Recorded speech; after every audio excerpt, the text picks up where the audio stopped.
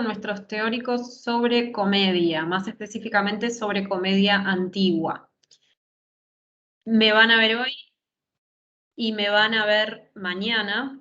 Vamos a estar compartiendo juntos esta trayectoria aristofánica. Así que hoy lo que vamos a hacer es una introducción a la comedia en general, una introducción a Aristófanes. Vamos a hablar de Lisístrata, vamos a ver algunas escenas, quizás si llegamos de Lisístrata. Y mañana vamos a estar metiéndonos más que nada con Aves, ¿sí? La otra comedia de Aristófanes que está en el programa. Bien. Así que, sin más preámbulos, les empiezo a compartir pantalla.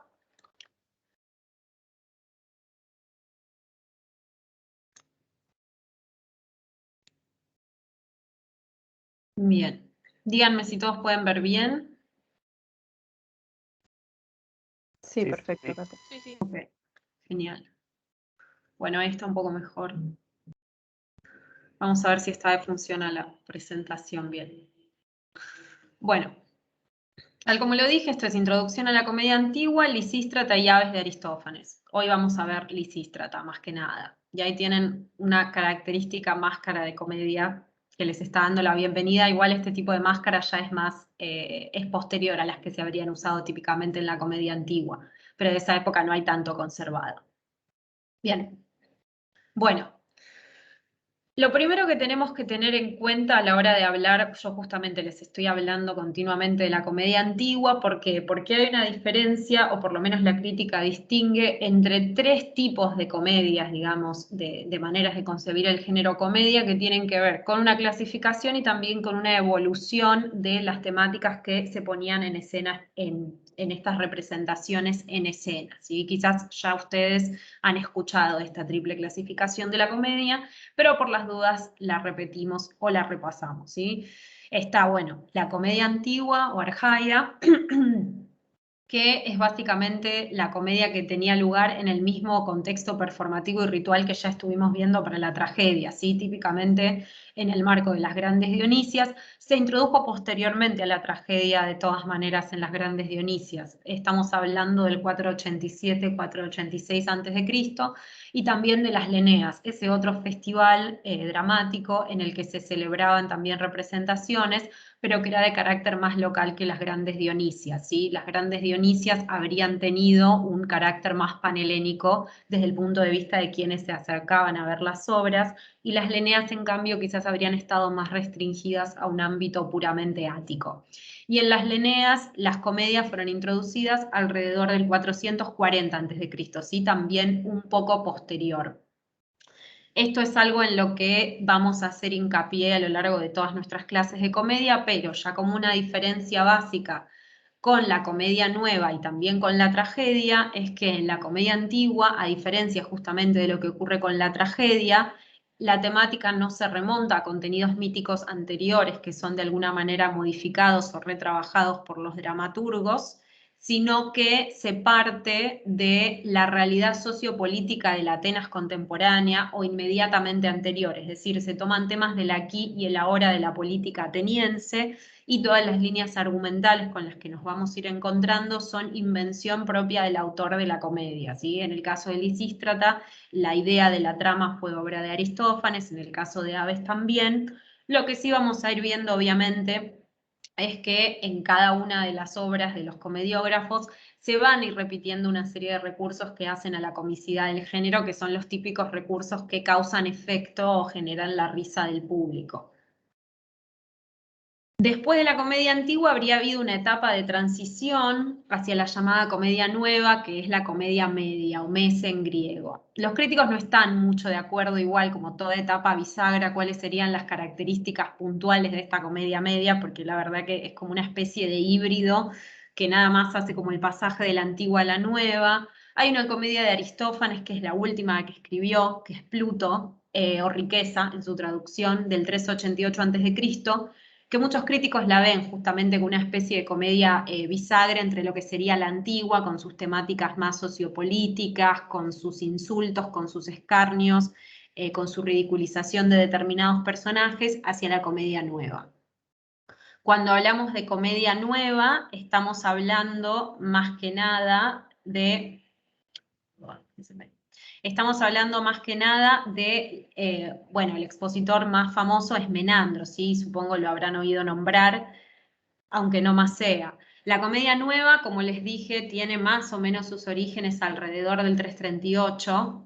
338 era, creo que la fecha de Pluto, antes de Cristo, y como les dije, su máximo exponente fue Menandro. La comedia nueva ya es un fenómeno más del siglo IV, entrando un poco ya al periodo helenístico, es un tanto anterior, y es una comedia que, a diferencia de la comedia de carácter más político ateniense, como les dije, basada en los insultos, en el escarnio de los contrincantes y otras cuestiones que vamos a ver también un poco más adelante, nos pone en escena una problemática, si se quiere, más doméstica, que tiene que ver con más tramas de enredos, de malentendidos, de confusiones que si están familiarizados quizás con la comedia latina, con las comedias de Plauto y Terencio, por ejemplo, la comedia nueva de Menandro es el antecedente más directo en lo que es Grecia de las comedias de Plauto y Terencio en el ámbito latino, que por otro lado es el tipo de comedia un poco con la que después se va a ocupar ya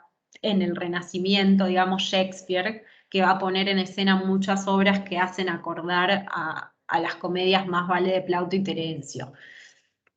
El típico argumento quizás de estas comedias es como, bueno, hay un par de gemelos, se da una confusión entre gemelos y ya se trabaja con personajes que son tipos definidos, digamos, siempre más o menos de la misma manera. Está el soldado, está la prostituta, está el esclavo, ¿sí?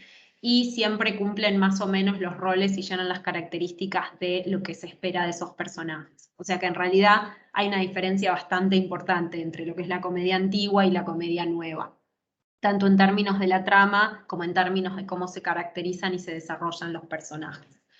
Pero bueno, está bueno tener en cuenta estas diferencias como para también contar con un pantallazo aproximado de la totalidad del género. Como les dije, en esta cursada lo que nos más concentramos es en lo que es comedia antigua. Bien. Como lo que más vemos es la comedia antigua, bueno, vamos a hablar ahora de algunas características generales de la comedia antigua, ¿sí? Y en realidad cuando digo características generales de la comedia antigua, lo que hacen los críticos para poner en escena, digamos, para recopilar estas características es basarse principalmente en lo que es la comedia aristofánica, que es la que más ha sobrevivido. Entonces, todo esto de lo que vamos a hablar, obviamente, está sujeto al descubrimiento de nuevos fragmentos de comedia, de nuevos papiros, ¿sí? Que quizás hagan que nuestras conclusiones o nuestra manera de ver la comedia antigua cambie radicalmente si se descubre algún otro papiro con evidencia de otra dinámica de interpretación. Pero bueno, como les dije, a diferencia de lo que ocurría con la tragedia o con el mito, con la tragedia en su utilización del mito, el punto de partida de la acción cómica se encuentra determinado en líneas generales por un episodio o instancia particular del Atenas del momento. En el caso de Lisístrata, por ejemplo, ya vamos a hablar, nos vamos a meter en el contexto de la guerra del Peloponeso y el inicio de la acción de la obra está motivado justamente por la cuestión de generar una huelga de sexo para que los hombres dejen de hacer la guerra y vuelvan a sus casas, ¿sí? Entonces se trata de un acontecimiento político actual. Y en el caso de Aves, por ejemplo, se trata de una situación política insoportable o característica de la ciudad de Atenas de ese momento, que tiene que ver con los juicios, con las cortes, y debido a eso Pistetero y Evelpides, los dos protagonistas, deciden fundar una ciudad en el cielo con los pájaros, ¿sí? La ciudad que a veces se la llama de Pío Pío, en griego el término que se utiliza para definirla es la Nefelocoquia, ¿sí? Entonces vemos que son estos episodios actuales los que generan que se ponga en movimiento la trama cómica.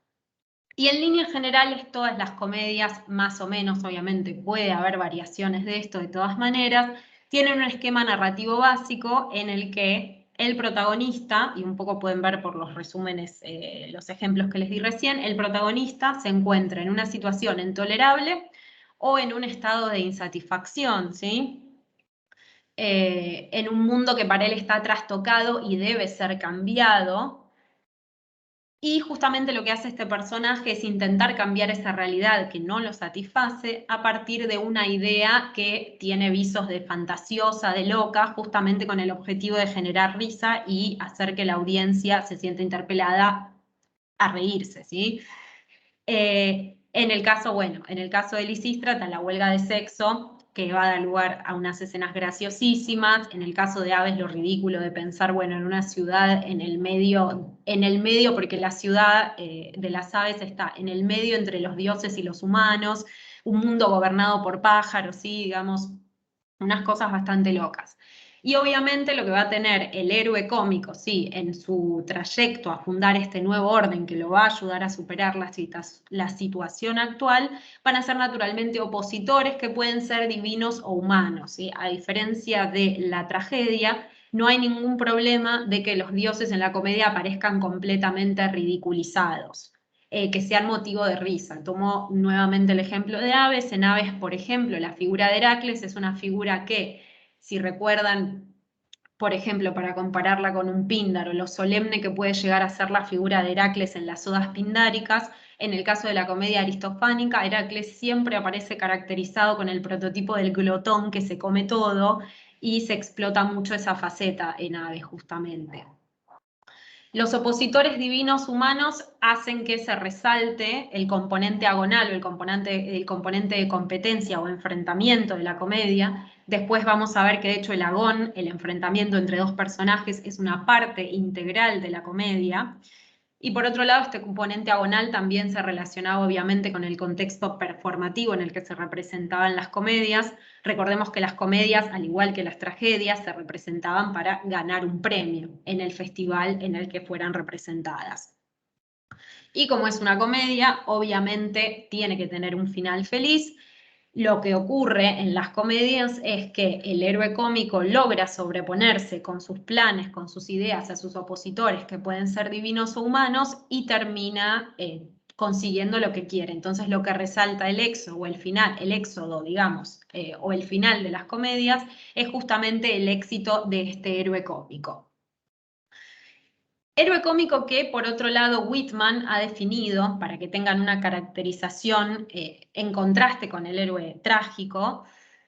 Whitman ha definido al héroe cómico como una mezcla de bestia, de hombre y de Dios, que conjuga los aspectos de lo bajo y lo sublime, lo natural y lo divino. ¿Sí? Esa es la caracterización que Whitman hace del héroe cómico.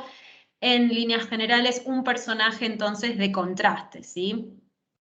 Y es un personaje que lo puede todo, ¿sí? Que logra todo lo que se propone, a diferencia de lo que ocurre con el héroe trágico, que se encuentra atrapado y, si quieren ustedes, tironeado por fuerzas que no puede dominar y que terminan llevándolo hacia el final justamente trágico. El héroe cómico en realidad lo que hace es erigirse o ponerse en un lugar que lo hace controlar a él todas las situaciones y mover un poco todos los hilos de lo que está sucediendo para lograr lo que él quiere, ¿sí? Entonces, aquí tenemos el esquema narrativo básico general de las comedias y cómo se caracteriza dentro de ese esquema justamente el héroe cómico.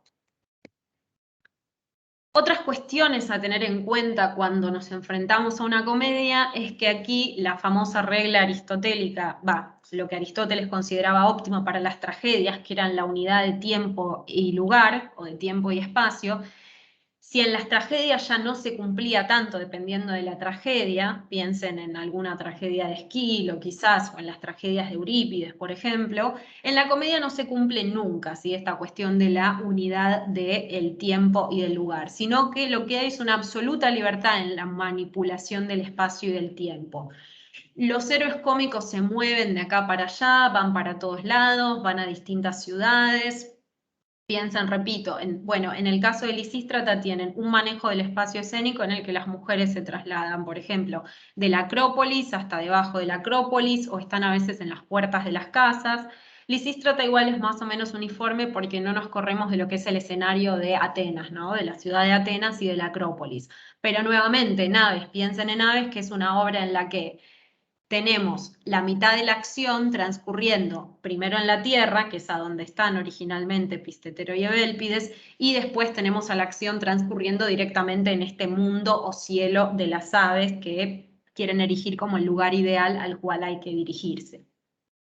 En este sentido, lo que hace la comedia, tanto en términos espaciales como temporales, es crear utopía, ¿sí? Utopía entendiéndola en sus dos sentidos, de la utopía, un buen lugar para donde vivir, un lugar que quizás nos hace acordar aquella época de la Edad de Oro, donde todo estaba bien y donde no había ningún tipo de sufrimiento por parte de los hombres, y también una utopía, ¿sí? Con la negación, utopos, un no lugar, que en este caso podría estar representado claramente, si tomamos una vez más el ejemplo de aves, por este cielo, este nuevo reino de los pájaros, la Nefelococquía. Utopía o utopía son los espacios, entre comillas, y los tiempos que el héroe cómico quiere crear para salir de esa situación insoportable que lo está abrumando en la realidad cotidiana en la que vive. Bien. Y otra característica de la comedia, que también es fundamental, digamos, es la utilización de la burla directa y del lenguaje obsceno, ¿sí? Es muy frecuente, parecen a veces las comedias realmente un sketch, o los chistes de Yayo, o un sketch viejo del Medio y Porcel, o con lo que ustedes quieran relacionarlo de lo que les haya causado gracia, o a ustedes o a alguien de su familia, de la televisión argentina quizás, porque realmente usan un lenguaje obsceno que es puteada, ¿sí? Vamos a ver cuando veamos las traducciones de Lisístrata, que era gente puteándose en escena, ¿sí? En algunas comedias, no en todas, pero en la mayoría sí. Y también burla directa hacia, por ejemplo, los políticos de turno, ¿sí? Es como cuando se hacen los programas ridiculizando a los políticos actualmente. Bueno, era un poco eso, ¿sí? Así que creo que en ese sentido nos podríamos quizás acercar a la experiencia, como cuando se hacen bromas sobre, no sé, cualquier político que se les ocurra. Entonces eran burlas directas de esos políticos que además eran representados en escena por los actores y utilización de un lenguaje obsceno. La utilización de este lenguaje obsceno tiene que ver también con los antecedentes que podemos buscar de la comedia. Los antecedentes principalmente pueden buscarse en el género yámbico. Ya han visto Yambo con Alejandro, así que pueden quizás rastrear algunos de los paralelismos o este uso del insulto directo, del lenguaje obsceno en el género yámbico.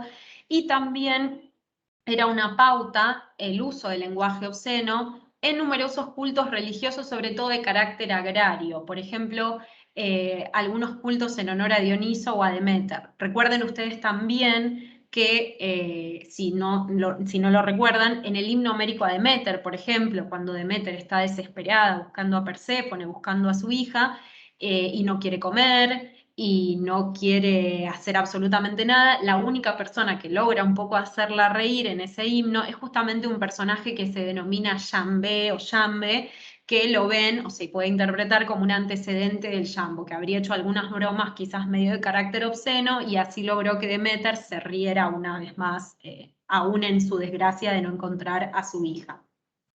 Y este componente del lenguaje obsceno en cultos religiosos agrarios aparece también en una fiesta de la que Aristófanes ha escrito una obra, que es las tesmoforias o las tesmoforiantes. Depende cómo, digamos, depende cómo la encuentren en las distintas ediciones, porque justamente una parte de estos cultos religiosos o rituales más típicamente femeninos era básicamente insultarse, ¿sí? Así como lo oyen.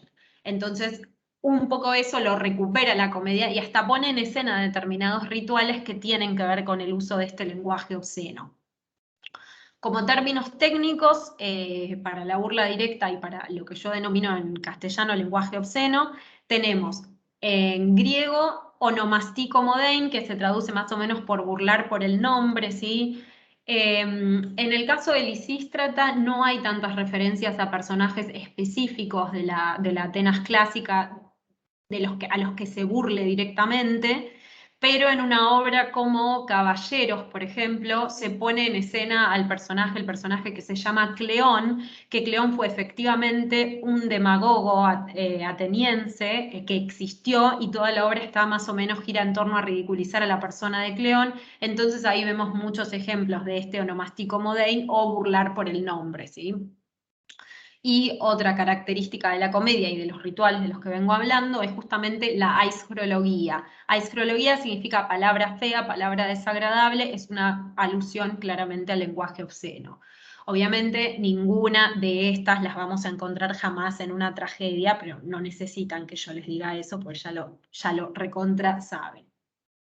Y también tiene que ver un poco con cómo los griegos interpretaban, bueno, esto que estoy llamando lenguaje obsceno o burla directa, o las frecuentes y casi incansables, dependiendo de la obra, alusiones sexuales en las comedias. Y uno de los recursos para generar comicidad, para que la audiencia se riera, que creo que es bastante parecido a lo que, digo, esta experiencia de la comedia antigua con la burla, con las puteadas, y también con hacer reír a la gente generando situaciones sexuales de distinto tipo, un poco hace acordar, yo digo los chistes de Yayo, pero no sé, a lo mejor se les ocurren otros ejemplos, pero es como que nos acerca mucho a la experiencia de la comedia porque estamos acostumbrados a ver representaciones que apelan a nuestra comicidad, a la comicidad de este lugar para que nos riamos, ¿sí?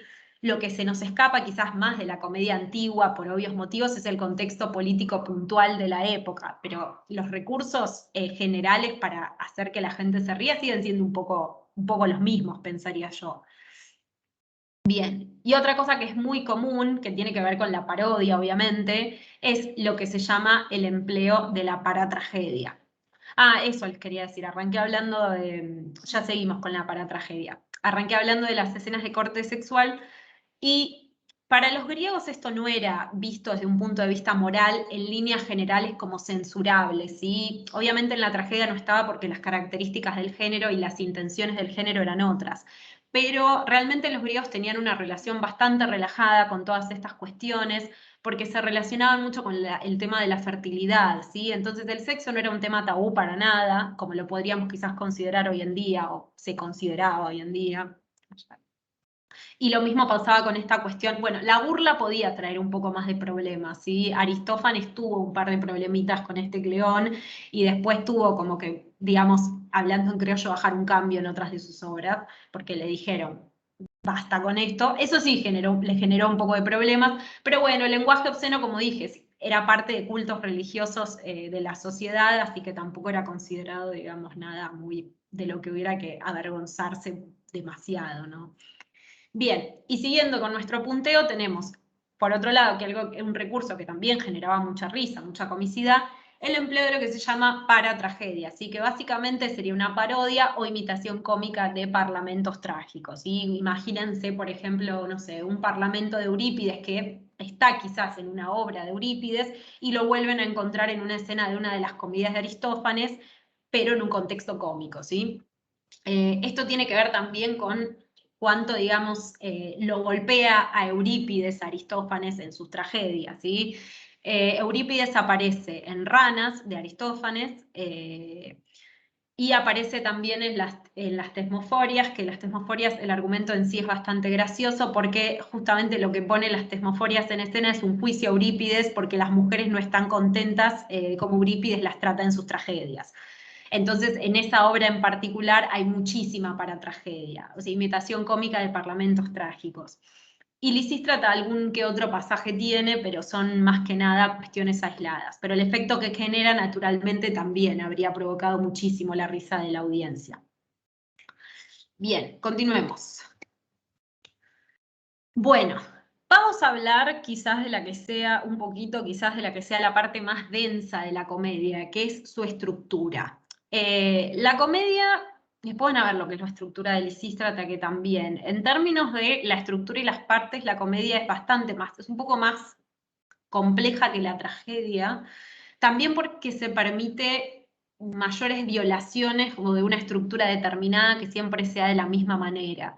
Entonces, a este esquema que tienen aquí enfrente, como dice Fernández, ¿no? La comedia lo que hace es concatenar más o menos libremente una serie de unidades menores, disímiles en su extensión y relevancia. Y ese más o menos libremente no es gratuito, porque en líneas generales hay mucha intercalación en el medio de este esquema, quizás de otros episodios de canto entre los coros, de más escenas relativamente cortas que después van cambiando. Entonces acá simplemente la idea es dar un pantallazo de la estructura y de los componentes estructurales más vale particulares de la comedia, a diferencia de la tragedia, ¿sí? Pero en líneas generales lo que podríamos encontrar completo en una comedia sería un prólogo, que ya lo conocen o lo han visto de la tragedia, que es una especie de introducción que puede ser dialogada o a cargo de un solo personaje, la parodia, la entrada del coro. En comedia era bastante frecuente a veces quizás tener 2 semicoros. Los coros de comedia de todas maneras son coros que son muy divertidos. Si uno piensa también en algunas obras de Aristófanes, por ejemplo en Aves, se cree que el coro estaba representado por pájaros todos de especies diferentes. Entonces cada uno de los miembros del coro habría tenido un disfraz con colores distintos. Si quieren buscar en YouTube, hay varias representaciones modernas de aves que más o menos intentan generar algo así. Y en el caso de las avispas, por ejemplo, el coro está compuesto por personajes que estaban vestidos de avispas también. Entonces, digamos que en el coro se podían como desplegar también muchas destrezas en términos de la confección de disfraz, todas cuestiones que la diferenciaban a la comedia de la tragedia. Pero bueno, y en el caso de Lisístrata, por ejemplo, tenemos 2 semicoros, uno de hombre y otro de mujeres.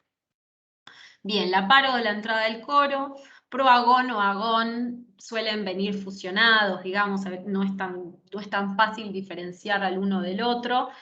En el caso del agón, lo que tenemos, como su nombre lo indica, es un enfrentamiento entre 2 personajes, donde gana siempre, tiende a triunfar el héroe cómico, obviamente, y a lo largo del agón tenemos un ente regulador, digamos, como una especie de mediador entre las posturas de uno y de otro personaje, que en líneas generales este es el rol que sigue el corifeo. Bien, después tenemos la parábasis, que sería, ahora vamos a hablar más en profundidad de la parábasis, pero de alguna manera sería como un momento que no se encuentra en todas las comedias, donde se rompe de manera directa la ilusión dramática, así se cae esa cuarta pared, digamos, y un personaje de la comedia habla directamente al público, muchas veces vehiculizando los sentimientos o las opiniones, se cree, del mismo autor, del propio autor de la comedia. Después tenemos las escenas episódicas o yámbicas, ¿sí? Son semejantes a los episodios de la tragedia, pero puede haber muchos más y se pueden intercalar de una manera un tanto más desordenada. Y finalmente, si tenemos el éxodo, el final, que la conclusión de la comedia, que como les dije antes, todas tienen un final feliz, ¿sí? Final feliz para el héroe cómico y para los enemigos, pueden tener un final feliz o no, pero uno nunca va a sentir pathos, va a sentir lástima del enemigo, del opuesto al héroe cómico, porque no es esa la idea y no se genera así la dinámica de la trama. Bien. Bueno, y habiendo dicho esto, hablemos un poquitito más en profundidad del agón. Esta es como la parte quizás más engorrosa, en donde yo les digo nombres griegos que en 2 segundos se los van a olvidar y después van a tener que consultarlo siempre, como yo hice para armar esta clase. Pero bueno, para que tengan una idea, a mí lo que más me interesa es que recuerden que tanto el agón como la parábasis son especialmente sobre todo la parábasis, son especialmente partes estructurales de la comedia y no de la tragedia, ¿sí? Bien, como les dije recién, el agón es un enfrentamiento verbal entre el protagonista y su oponente, o protagonistas y sus oponentes. A veces no es tanto un enfrentamiento, sino es una escena en la que el protagonista intenta convencer a otras personas de algo. En Aves, por ejemplo, el agón es el momento en el que Pistetero está dialogando con las aves para que lo dejen fundar la nueva ciudad, y en realidad las aves no ponen mucha resistencia, sino que se dejan persuadir bastante fácil por Pistetero. Pero en Lisístrata, en cambio, sí, tenemos un enfrentamiento en Lisístrata propiamente dicho entre la protagonista Lisístrata y un próbulos o un representante, digamos, del pueblo que viene a ver qué está haciendo Lisístrata, y que en este contexto sería como el representante de todo lo que es el escenario masculino de la obra. Bueno, pero en líneas generales el agón tiene lo que se llama una oda, ¿sí? Que nos remite a la lírica coral, seguida por un katakeleusimos, que es una exhortación básicamente del corifeo del coro para que ambas partes expongan los argumentos. Después viene el epírrema, que es una tirada de versos largos en los que justamente lo que hace el actor es exponer o defender su argumento. y el nigos, que sería la conclusión, que es una conclusión dicha con mucha rapidez. Aparentemente el actor no habría ni respirado o habría hablado muy rápido cuando decía esta conclusión. Esto lo dice uno de los que está... los que le toca hablar, y después tenemos la repetición del contrincante. Entonces lo que el contrincante hace justamente es entonar un anticataquelosmos, un antipírrema, un antinigo, sí, lo mismo, pero bueno, digamos, enfrentándose a la otra persona. Y después todo esto queda coronado por un juicio final sobre el debate, esfraguiz o sello. Es el mismo término que después van a ver que es característico de la narrativa o del epigrama, si quieren ustedes, helenístico, que es el sello, como el pensamiento que cierra el epigrama. Se puede ver en los, sobre todo, pero no solo en los epigramas de Calímaco. Pero en el contexto de la comedia, la esfraguisa entonces sería como el juicio final sobre el debate, que está en boca también del coro del corifeo. Literalmente esfraguis significa sello. Esta sería la estructura del agón. Esta estructura obviamente es una estructura ideal que puede tener sus variaciones, como les dije, dependiendo de la comedia con la que uno esté trabajando. Y ahora sí pasamos a la parábasis.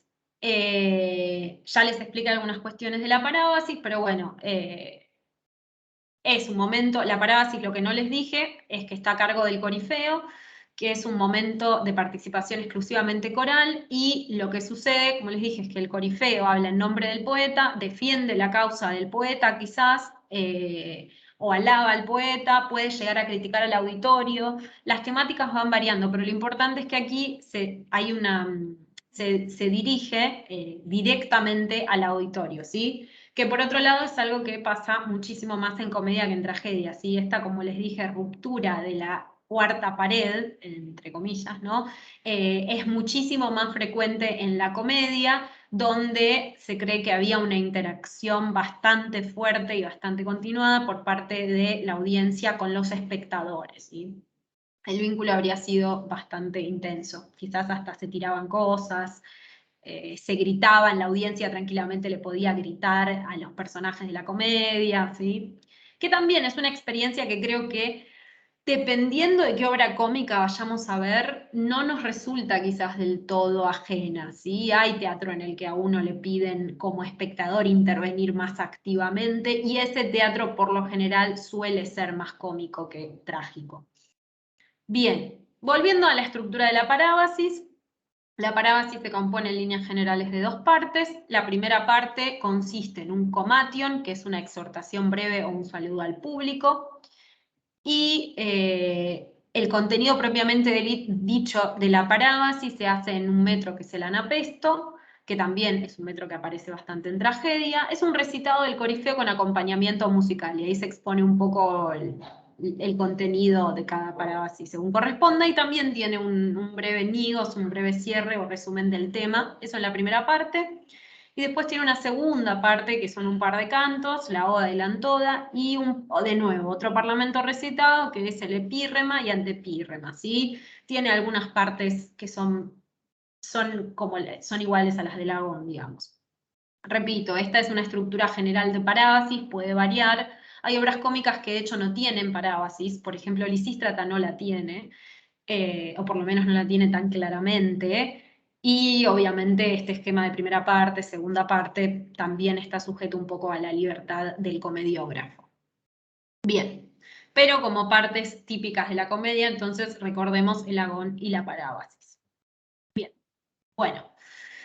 Y hablemos ahora tres cuestiones que me parecen fundamentales en términos de la comedia, de lo que sería la puesta en escena de estas obras. Obviamente el escenario en líneas generales era el mismo que en las tragedias, ¿sí? Estamos en el Teatro de Dioniso, tenemos una orquesta, que era donde se ubicaba el coro, tenemos la esquenesi, el escenario, el detrás del escenario, para esquené, el theologeion, donde está ubicada la estatua de Dioniso.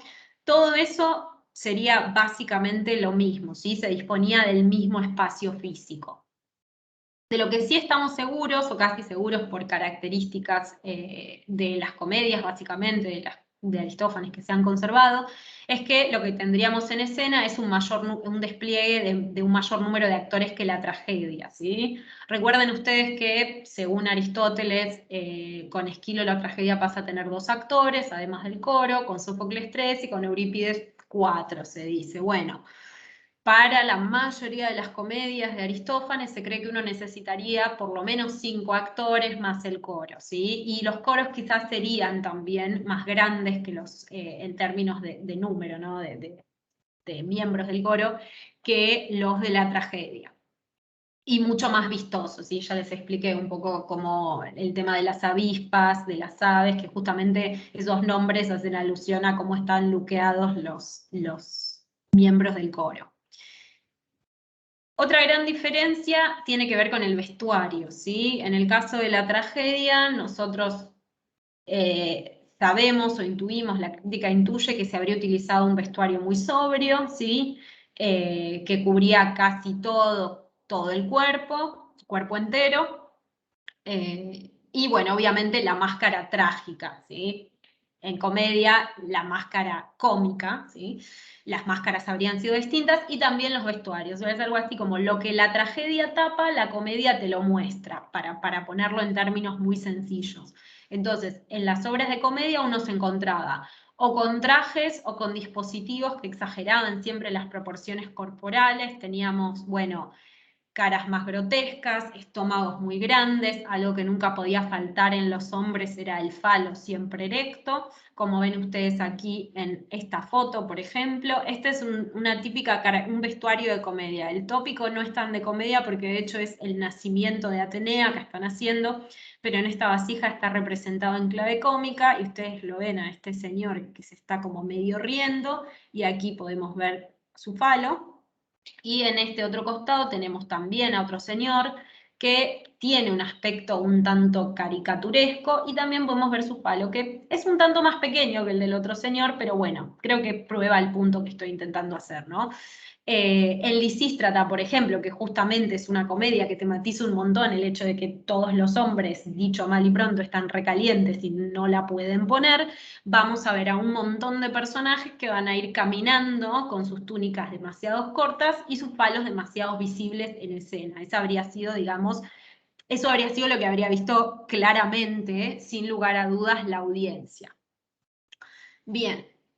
Y otra cuestión para recordar tiene que ver con los cambios de escenario. Como les dije, tenemos el mismo lugar, pero lo tenemos que ir adecuando a distintos espacios por los que va pasando el héroe cómico, o el héroe cómico y sus aliados, ¿sí? Muchas veces el reclamo que presenta la comedia es un reclamo de una comunidad o de un conjunto de personas determinadas que son guiadas por el héroe cómico.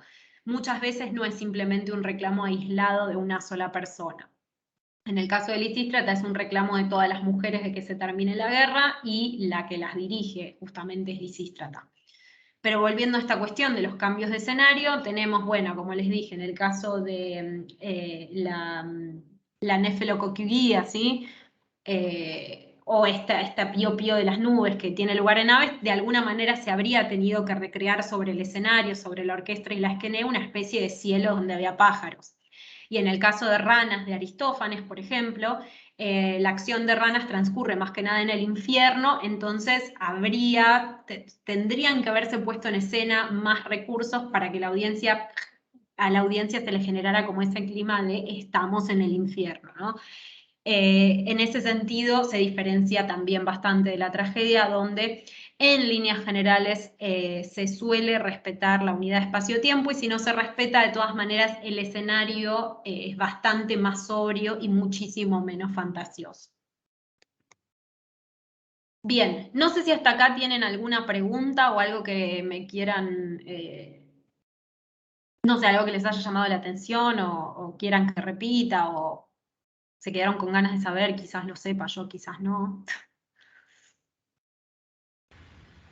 Yo acá te tengo una pregunta que me faltó anotar en realidad. Sí. En la primera parte de la parábasis, ¿será? Dice exhortación, breve o saludo, y me olvidé de escribir la palabra en griego. Comation. Ah, ahí va, perfecto. Ahí está. Muchas gracias. Sí, algunas están con el alfabeto griego, otras están transliteradas. Estuve como medio ecléctica en ese sentido en el PowerPoint. ¿Alguna otra cuestión, quizás de este estilo, algún término que quieran ver de nuevo, que no pudieron anotar, o seguimos? Bien, seguimos. Cualquier cosa me para. Bueno, y ahora sí llegamos lentamente a los exponentes de la comedia antigua, ¿sí? Antes de Aristófanes vino mucha gente, ¿sí? De esa gente obviamente conocemos a menos de la mitad, y de Aristófanes también conocemos la mitad de las obras que compuso, como suele suceder. Tenemos noticia de algunos contemporáneos de Aristófanes, porque en sí eran un tanto anteriores, pero también contemporáneos, de algunas de las obras de los comediógrafos con los que habría competido, pero todo este contenido es fragmentario, ¿sí? Se conservan algunas partes de estas obras, algunas más que otras. Ahí les puse como las más conocidas o quizás las que encuentren más en algunos trabajos de comedia, si se ponen a ver. Y estos son los nombres de los comediógrafos más populares, digamos, para nosotros después de Aristófanes. Ferécrates, Crates, Cratino. Cratino tiene una obra que se llama La botella, Putine, que bueno, como su nombre lo indica, o un poco ya nos podemos imaginar, trata de un borracho en escena, ¿sí? Y parece que es como una especie de visión autorreferencial de Cratino, porque parece que a Cratino le habría gustado mucho beber. De hecho, hay una comedia de Aristófanes, no recuerdo cuál ahora, en la que se agarra con Cratino y lo ridiculiza justamente por sus problemas con el alcoholismo. Y después está Éupolis, también otro comediógrafo de la época, que tiene una obra representativa, que quizás la encuentren, como dije, más en los trabajos, que es Las ciudades o Demoi, donde, si no recuerdo mal, lo que hay es justamente un coro de dos ciudades que se están peleando, entran en algún tipo de conflicto. Y como curiosidad les digo, no me acuerdo bien de qué comediógrafo de todos lo estuve rastreando, pero no lo pude encontrar. Hay una obra en la que el coro, me parece, lo digo porque me parece interesante como para que vean las cosas que ponían en escena o los recursos que utilizaban. Hay una obra en la que el coro son justamente las letras griegas. No sé si están, me parece que no están todas, pero están como las más representativas, y ahí se habrían generado como muchísimos juegos sexuales entre lo que podían hacer las letras dependiendo de sus formas y la posición que tenían. O sea, uno de esos fragmentos sobrevivió, me parece que es una comedia de Ferécrates, pero no estoy 100% segura. Bien, bueno, y toda esta gente competía con Aristófanes, ¿sí? Pero bueno, el tiempo determinado que nos llegara Aristófanes completo nada más, y nada más ni menos que 11 comedias de Aristófanes completas, que es bastante dentro de todo. Bien, pasando así ahora entonces a Aristófanes. Aristófanes se cree que nació en el 450, 440 a.C. y habría muerto alrededor del 388 AC. En realidad no se sabe bien cuándo murió, pero se toma la fecha como de su última comedia, que es el Pluto, más o menos para fechar su muerte. Después uno de sus hijos habría puesto en escena otras comedias póstumas, pero en principio este es su periodo activo como comediógrafo. Como dije, sobreviven completas 11 comedias de Aristófanes, habría escrito 40 comedias aparentemente desde el 425 AC, que es cuando empezó a producir, hasta el 388 AC. Y en todo lo que es la línea de comedias aristofánicas también podemos ver un poco la evolución de Aristófanes desde lo que es una comedia típicamente, digamos, comedia antigua, con toda la sátira, con todas las puteadas, con todo el onomástico moderne, o sea, todos esos elementos que estuvimos nombrando y viendo recién, hasta una comedia que ya se va acercando más a la comedia nueva de Menandro, como es Pluto, del 388 AC, que justamente muchos críticos por eso lo toman como un ejemplo de transición a la comedia nueva. Bien, y acá les tengo para que tengan un pantallazo, si alguna vez ven el nombre sepan más o menos de qué les están hablando, todas las comedias de Aristófanes en orden cronológico que se nos han conservado hasta el día de hoy, con algunos gags así de la parte más importante del argumento. Bien, la primera de las comedias es Los Acarnienses, del 425 AC, Claramente se ve que no me interesó decir mucho de esta comedia porque escribí pieza pacifista, pero bueno, básicamente uno de los temas más importantes de Acarnienses es la paz, ¿sí? La restauración de la paz, volver a generar un estado de paz. Todas estas obras están en líneas generales muy atravesadas por el contexto de la guerra del Peloponeso, del que después vamos a hablar más en profundidad, y de la crítica a ciertas maniobras políticas de la ciudad de Atenas dentro del marco de ese conflicto.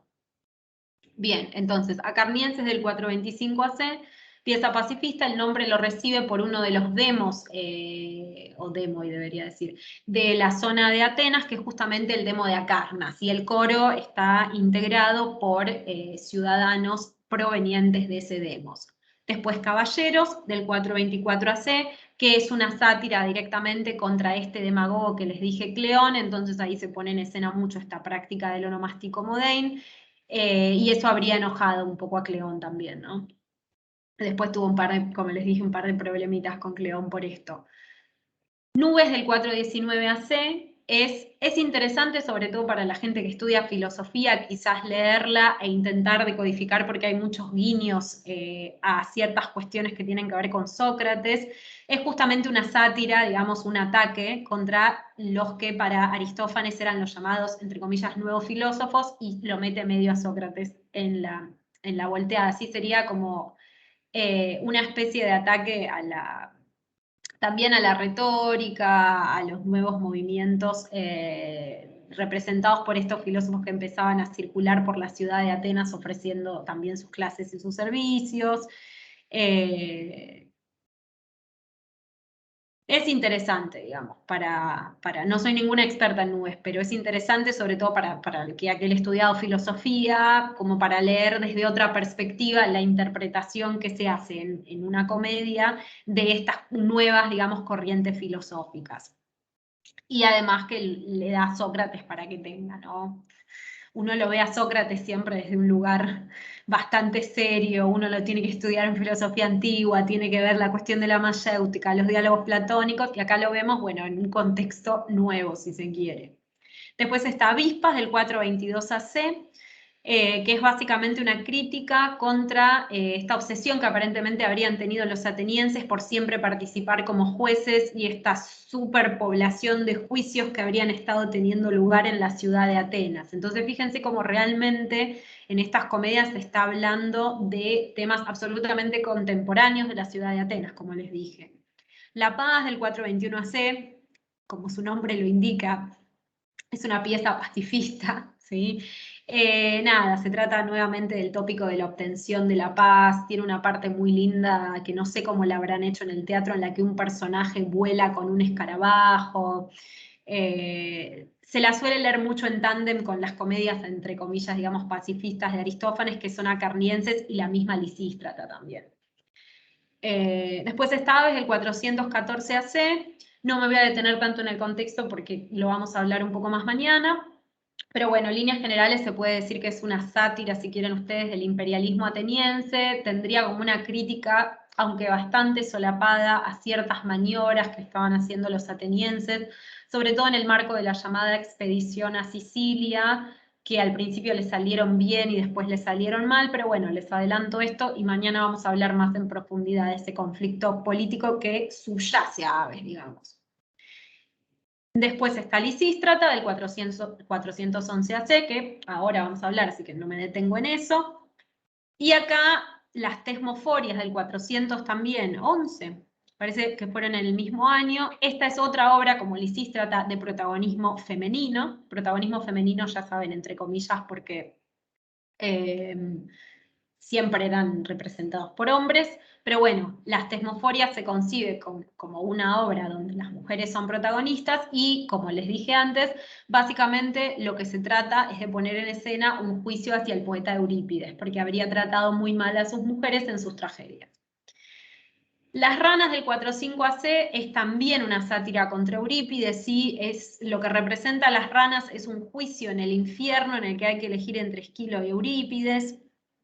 Ese es el argumento. Es otra de las comedias yo diría más ponderadas de Aristófanes, o que más llama la atención, porque también el coro son unas ranas, están en el infierno, digamos que tiene muchos elementos para que sea, la puesta en escena también sea muy, muy buena, así que la suelen recomendar también, para leer, si tienen ganas de leer, lean Ranas también. Asambleístas, ya estamos entrando en los quizás últimos años de la producción de Aristófanes. Asambleístas es del 392 AC, también es una de sus obras de protagonismo femenino, que se suele leer mucho en tándem con Tesmoforias y sobre todo con Lisístrata, porque tienen muchos paralelismos entre sí. Lo que propone Asambleístas básicamente es la creación de un nuevo orden político controlado por mujeres en Atenas.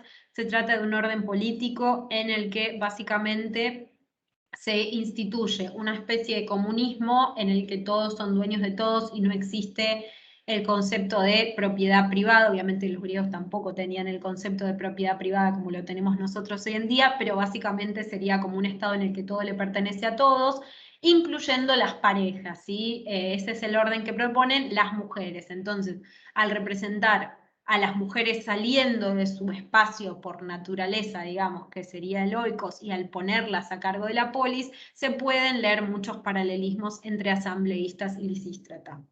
Y la última que les dije es Pluto, Riqueza, del 388 AC, que es una obra que se ha leído justamente como una especie de transición a la comedia nueva, porque ya empieza a dejar de lado el insulto, el onomástico modensi, las referencias sexuales, todo lo que hace a la comedia antigua propiamente dicha, y ya se empiezan como a ver quizás ciertos tipos que después son los que se van a cristalizar y van a seguir evolucionando en la comedia de Menandro. Bien. Y a raíz un poco de las temáticas de las obras de Aristófanes, de lo que decide criticar, de lo que decide ensalzar, hay gente que ha dicho que, y para citar ahí a Fernández, que la tengo ahí, que Aristófanes se presenta en la mayoría de los casos como un adversario de las innovaciones en todos los órdenes, estéticos, religiosos o políticos, ¿sí? La mirada que a veces emerge de Aristófanes cuando se ve el argumento de sus comedias y cómo las trata es que Aristófanes habría sido un personaje sumamente conservador, ¿sí? En contra de la nueva filosofía, en contra de los cambios.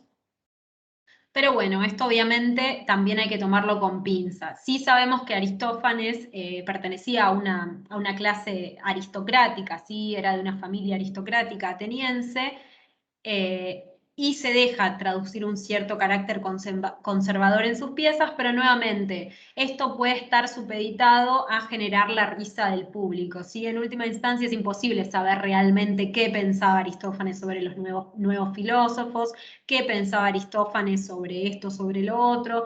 Quizás algunas de las cosas que pone en escena sí coincidían con su visión, por ejemplo, en la temática del apallo, creo que es algo que quizás se podía interpretar como, bueno, queremos la paz, que él también la quería, pero guarda con estas cuestiones que sobre todo en la comedia se superponen mucho, qué pensaría Aristófanes con las temáticas tal como las desarrolla en sus obras. Pero bueno, este es como un pantallazo de la producción de Aristófanes por si alguna vez se topan con alguna obra de él y ya saben, aunque sea más o menos de lo que trata. Bien.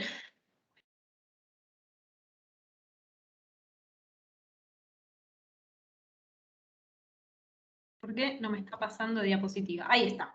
Genial, buenísimo. Y ahora sí, vamos a pasar a la intro de Lisístrata. Lisístrata, como les dije antes, es una obra representada en el 411 a.C., probablemente, pero no se sabe con certeza, en el Festival de las Leneas, ¿sí? No en las grandes Dionisias. Tampoco se sabe si ganó, si no ganó, eso está un poco incierto. El contexto lo sacan por una de las pocas referencias políticas que hay en Lisístrata, que creo que es Apisandro. Pero bueno, es algo casi anecdótico, así que no los voy a aburrir con eso. Sí me interesa que tengan en cuenta, obviamente, el contexto histórico general más global de Lisístrata, que es justamente la guerra del Peloponeso, es decir, la guerra entre Esparta y Atenas, que fue una guerra que convulsionó, en realidad deberían ser las guerras del Peloponeso, que fueron unos enfrentamientos entre Esparta y Atenas que convulsionaron mucho, tanto a los que estaban de parte de Atenas, a Atenas misma, como a los que estaban en contra de Atenas y de parte de Esparta, ¿sí? En este contexto hay que ubicar la problemática de la obra y también un poco el tedio que expresa la obra a través de las mujeres frente a la situación de la guerra, ¿sí? Se trata de algo que, tal como lo pone Aristófanes en la obra, un poco no se aguanta más, y en el año en que se estrena Lisístrata, con esta propuesta de paz entre Esparta y Atenas, no es que se estaba llegando a una solución del conflicto entre Esparta y Atenas, no se estaba ni cerca de eso. Entonces, en ese sentido, Lisístrata nos muestra un poco una utopía, ¿sí? La realización de una paz que todavía no, en términos concretos, reales, era imposible que se materializara, por lo menos en el contexto inmediato. Y en línea con este, digamos, contexto histórico, tenemos justamente el argumento principal de la obra, o los dos argumentos o planes principales de la obra, que podemos llamarles plan A o plan B, plan 1 o plan 2, ¿sí? El objetivo principal de las mujeres en esta obra, Lisístrata de protagonismo femenino, es justamente acabar con la guerra del Peloponeso. Entonces, para llevar a cabo ese plan, tienen dos ideas. Hacer una huelga de sexo para que los hombres finalicen la guerra, y eso lo van a hacer obviamente las mujeres jóvenes, y en segundo lugar tomar la Acrópolis para que los hombres no puedan ingresar al tesoro y así conseguir financiarse para continuar el enfrentamiento, la guerra. La tarea de tomar la Acrópolis está a cargo, en cambio, de las más viejas, que como están viejas se entiende que ya no pueden seducir a nadie.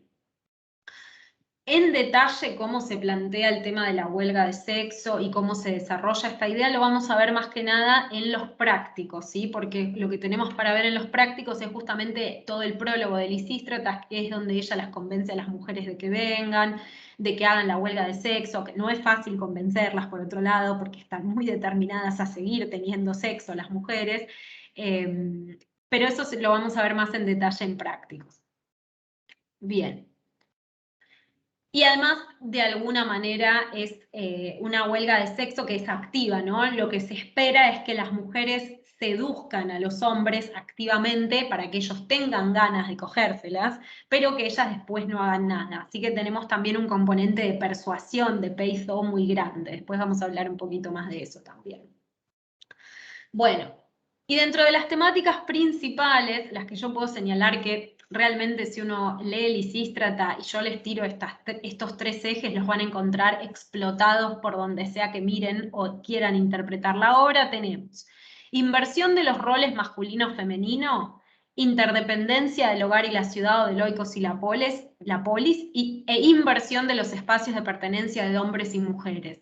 Estos temas, que son temas que hacen también mucho a la comicidad de la obra, porque obviamente para una sociedad como ni siquiera la griega, la sociedad ateniense de la Atenas clásica, donde los roles de los hombres y las mujeres estaban tan marcados, ver a cada uno en el lugar del otro habría sido claramente motivo de comicidad. Pero bueno, les voy a dar un par de ejemplos de algunas escenas que quizás no vamos a llegar a ver también en la cursada sobre inversión de los roles masculino y femenino. El primero y el más evidente tiene que ver con la figura de Lisístrata directamente, ¿sí? Lisístrata es una mujer, claramente, pero que en la comedia no aparece caracterizada con los atributos típicamente femeninos. Parecería hasta, yo diría, si quieren ustedes pensarlo así, un ser medio andrógino. Y tiene habilidades que en esa época se asociaban típicamente con la mentalidad masculina. Donde se pone esto más de manifiesto, sobre todo, es en la escena de Lagón, en donde ella despliega contra este embajador, este Próbulos, que yo les dije, una habilidad retórica digna de los hombres, ¿sí? Mientras que el Próbulos no puede decir nada y al final se va a ver reducido al silencio. Ahí tienen una inversión de roles porque obviamente mujer ideal, mujer la que calla, y Lisístrata va a hablar y cómo va a hablar, ¿sí? No se va a callar. Lisístrata se caracteriza, por otro lado, a sí mismo en algunos lugares de la obra como la más viril o la más masculina, ¿sí? El adjetivo que utiliza en griego es un superlativo que es andreiotate, ¿sí? Fíjense ahí Andreia como la raíz masculina. Esto se puede ver en el personaje de Lisístrata, pero se puede ver en un montón de escenas, cuando el magistrado termina el agón y termina derrotado por Lisístrata. De hecho lo van a vestir de mujer, ahí tienen un ejemplo de inversión más, ya que las mujeres cumplan roles eminentemente masculinos, como administrar el dinero de la Acrópolis, tiene que ver también con un poco de esta inversión. Así que bueno, búsquenlos porque los van a encontrar por todos lados, esta cuestión de la inversión de los roles masculino y femenino. Que viene de la mano, por supuesto, de la inversión de los espacios de pertenencia de hombres y mujeres, y de alguna manera se trastoca como ese espacio liminar oikos polis y se mezcla todo, si quieren ustedes. Por eso se habla de inversión de los espacios, pero también de cierta interdependencia del hogar y de la ciudad.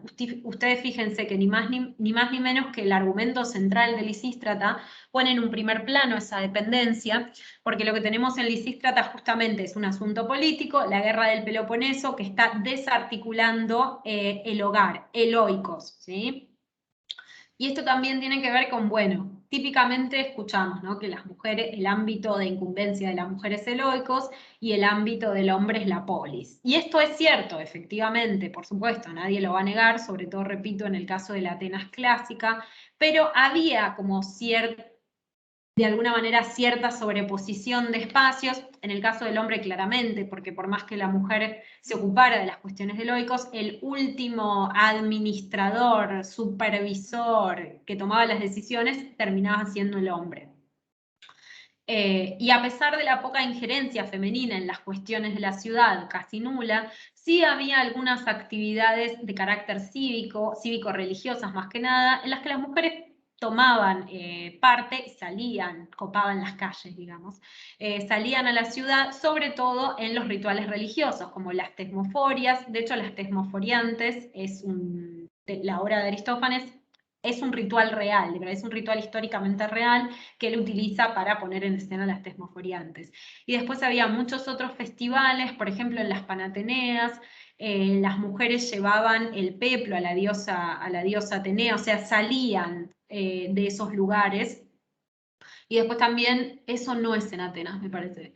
Pero había otras fiestas que se llamaban las Brauronias, en honor a Artemis, en donde las mujeres salían y se vestían como deosas. Entonces, si había alguna manera, o la manera más frecuente en la que la mujer recluida en su casa solía vincularse con el espacio público o con el espacio de la polis, era mediante los rituales. Y el nombre de Lisístrata tiene que ver también un poco con esta cuestión de la vinculación con el espacio ritual. Por supuesto, en la comedia, todos los nombres, más allá, los nombres griegos en general son nombres parlantes, pero en la comedia son muy claramente parlantes los nombres. Y si ustedes se fijan, todos los nombres de comedia tienen como un significado que hace o a la trama o a las características del personaje. En el caso de Lisístrata significa literalmente la disuelve ejércitos, Lystratos, ¿sí? Lisístrata. Y algunos críticos han querido ver en Lisístrata una similitud con una figura histórica, así que realmente existió en Atenas más o menos por la misma época que se representó Lisístrata, que fue la sacerdotisa Lisímaca, que justamente el nombre más o menos significa lo mismo, la que disuelve combates o la que disuelve batallas, ¿sí? Entonces, alguien ha dicho que Aristófanes se inspiró en este personaje de Lisímaca para construir a Lisístrata, y de alguna manera, bueno, la mujer que estaba vinculada con el espacio sagrado, con el espacio ritual, también vivía en algún sentido en un lugar más liminar, digo, no era la típica mujer que tenía que estar en el oikos administrando el hogar y que salía muy de vez en cuando. Bien, pero me interesa que tengan estas cuestiones en cuenta a la hora de ver o de leer o de releer ustedes la obra. Van a ver que están por todos lados, ¿sí? Todo este juego se va repitiendo continuamente. Bien, bueno. Voy a intentar pasar rápidamente esta parte, ¿sí? Porque ya veo la diapositiva y me aburro sola. Esta es la estructura del Lisístrata, básicamente. Es como para que tengan en la cabeza más o menos cómo se va desarrollando la acción de la obra y para que vean también cuán enrevesada puede ser la estructura de la comedia, ¿sí? A diferencia quizás de la tragedia que nos presenta estructuras de corte más lineales. Si ustedes recuerdan las típicas estructuras de Sófocles, quizás tenés prólogo, pardo, episodio primero, estácimo primero, episodio segundo, estácimo segundo. Bueno, eso no ocurre en la comedia. Hay mucha más mezcla. Pero bueno, en línea vamos a pasar un poco rápido la estructura y después vamos a continuar con el análisis de Lisístrata. En el prólogo, como les comenté ya antes, básicamente Lisístrata habla de su plan y se realiza un juramento para que las mujeres lleven a cabo el plan. La párodo es la entrada de 2 semicoros opuestos de ancianos y de ancianas. Están los ancianos que quieren entrar a la Acrópolis, es decir, forzar las puertas de la Acrópolis, y están las ancianas que ya tomaron la Acrópolis y por ende el tesoro de la diosa, de Atenea, ¿sí? Hay un episodio que es cuando llega el magistrado, ¿sí? Este próbulos magistrado que se va a enfrentar en el Agón con Lisístrata. Lisístrata gana el Agón y, como les dije, el magistrado termina trasvestido, ¿sí? Disfrazado de mujer y en silencio. Hay un debate parabático que sería quizás como el reemplazo de la parábasis. Básicamente se enfrentan los 2 semicoros, se tiran con cosas. En el desarrollo de los 2 semicoros en Lisístrata se puede ver mucho cómo tienen distintos elementos que la tragedia no pone tanto en juego, porque los ancianos tienen como maderos, después las mujeres les tiran agua, se tocan entre ellos. Bien, bueno, y se insultan un montón, obviamente. Después viene un episodio, las mujeres ahí se empiezan a escapar de la Acrópolis, porque ya no pueden más, quieren coger también, no aguantan más, esta abstinencia las está matando, y Lisístrata las convence de que se queden con un falso oráculo, que de alguna manera ridiculiza los oráculos falsos que circulaban también en ese momento por Atenas, ¿sí? Es como un guiño a una práctica común en la Atenas del momento. Hay otro interludio coral, se vuelven a enfrentar los 2 semicoros, se vuelven a tirar con cosas. Después viene un episodio, este episodio entre hoy y mañana lo vamos a ver porque me parece muy gracioso y está bueno para ilustrar también esta cuestión de la inversión de Loicos y la polis, que es el encuentro entre Cinesias y Mirrina. Cinesias es el marido de Mirrina y Cinesias viene desesperado por coger a la Acrópolis y Mirrina le hace como que sí, como que no, en fin. Si ya leyeron la obra, igual ya saben más o menos de qué trata, pero lo quiero ver más en profundidad de todas maneras. Hay otro intermedio lírico, que es un diálogo de Cinesias con el coro de hombres, y obviamente no el de las mujeres. Otro nuevo episodio donde llega un heraldo espartano, y ahí ya se están poniendo todos de acuerdo con que quieren terminar la guerra. Todo esto vienen todos los hombres al palo, o sea, todo hombre que aparece en Lisístrata, hombre que se le puede ver absolutamente todo, ¿sí? Hay otro diálogo entre los semicoros y acá, de la mano de la resolución de poner fin a la guerra, tenemos la amistad. Ahora sí, los 2 semicoros se hacen amigos, los viejos se abrazan con las viejas, está todo bien, nos queremos de nuevo, etcétera, etcétera. Un canto coral. Y el último episodio, que este también, concéntrese en este episodio porque para mí Lisístrata tiene 4 partes, digamos, que son como las que más hacen reír y las que más jugo tienen para sacarle, que son el prólogo, que lo vamos a ver en los prácticos, el agón, que no lo vamos a ver, pero fíjense ahí, préstenle atención, el episodio entre Mirrina y Cinesias, y después este episodio que es justamente la escena de reconciliación. Reconciliación es una mujer, no se sabe, hay debate si habría sido una mujer o también un hombre vestido, pero en la obra se las veces de una mujer desnuda que entra en escena, en la que los espartanos y los atenienses se reparten los distintos territorios y así logran llegar a un acuerdo de paz. Y Lisístrata está ahí mediando, pero bueno, ya con la descripción de la escena se dan cuenta de que hay muchísima tela para cortar en esta escena, digamos, en términos de la cosificación del cuerpo, en términos de cómo se termina, cómo finaliza efectivamente el conflicto, etcétera, etcétera. Nuevo interludio coral, y el final de la comedia está medio confuso, dependiendo del manuscrito que uno lea, hay problemas de atribución de versos. La cuestión es que después de la escena de reconciliación, nada de lo que queda vale demasiado la pena, para mí por lo menos, en términos de la trama. En términos de la trama estoy hablando igual. Sí hay un par de intervenciones de los delegados, del delegado ateniense y del delegado espartano, las mujeres se van, y después como que habría una especie de banquete con los atenienses y los espartanos, pero bueno, toda esta parte desde el 1216 al 1321 estaría, dependiendo de cada editor crítico, la reconstruyen de manera distinta o haciendo atribuciones distintas de verso según lo que ellos crean, ¿sí? Pero bueno, esta es en líneas generales la estructura de Lisístrata. Como ven ustedes, bastante más compleja que la estructura de la tragedia, la estructura de esta comedia y de la comedia en general también. Bueno,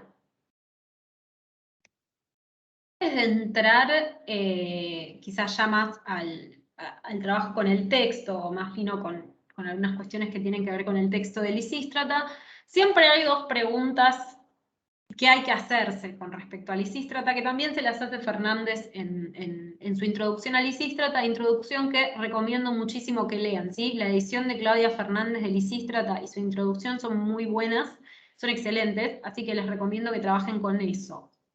Bien, y la gran pregunta ¿es Lisístrata una comedia feminista, pero feminista en el sentido moderno del término? ¿Qué piensan? Si yo les pregunto a ustedes, ¿les parece Lisístrata una comedia feminista?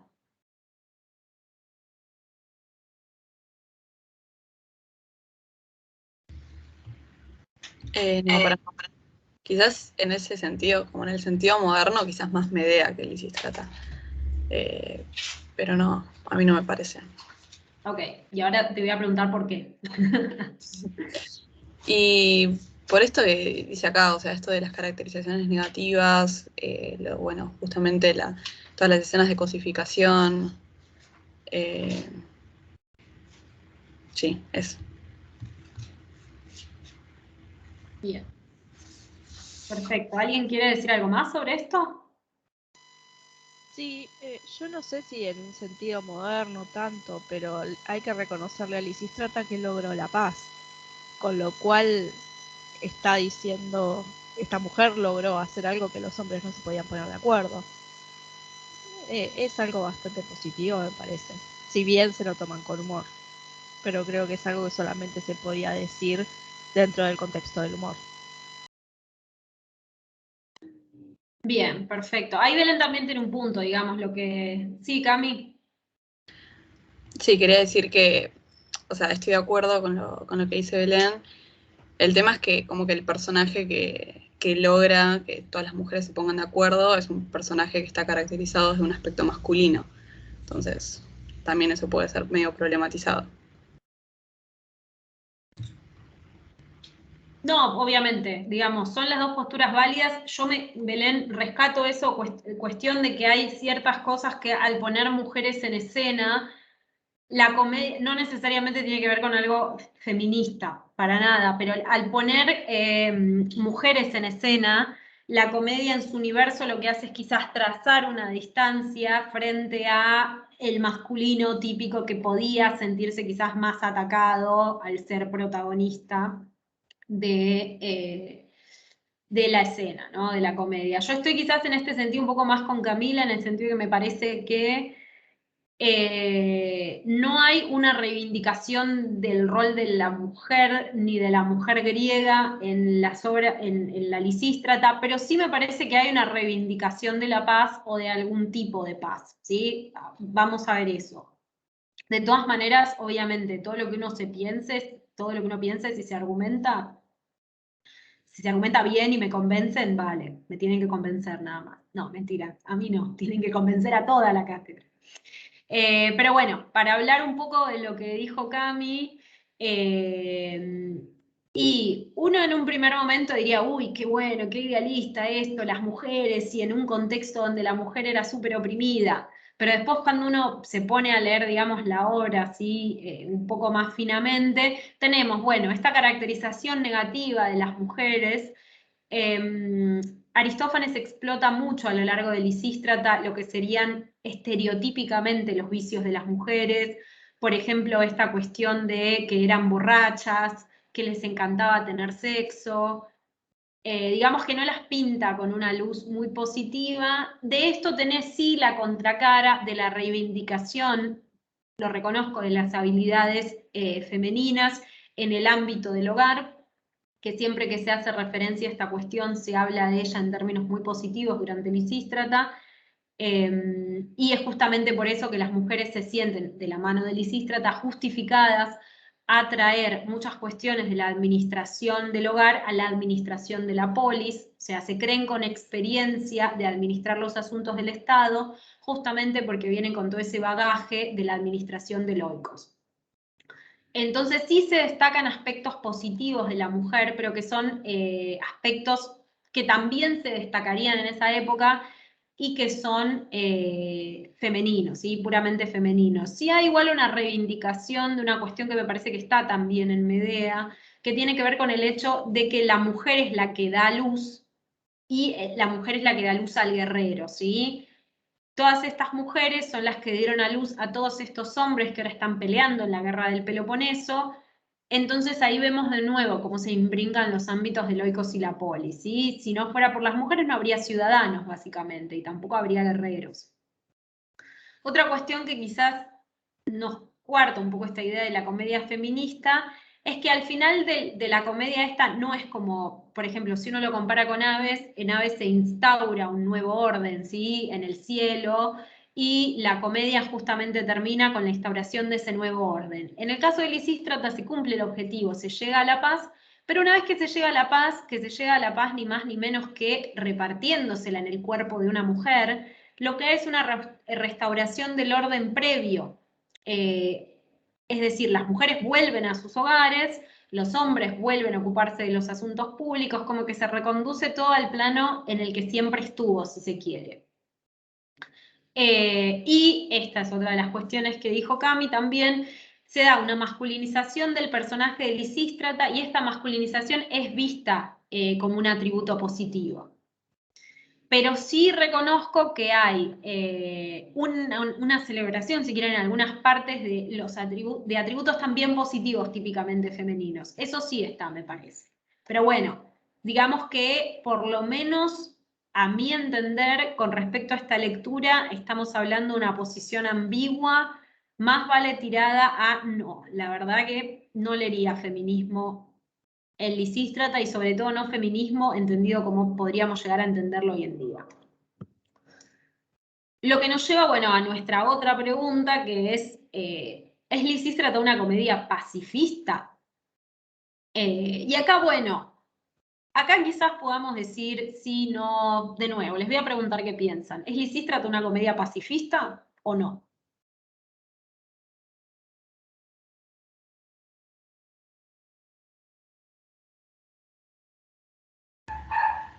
Sí, a mí me pareció que sí. Bien. Pero me pareció evidente, así que no te puedo...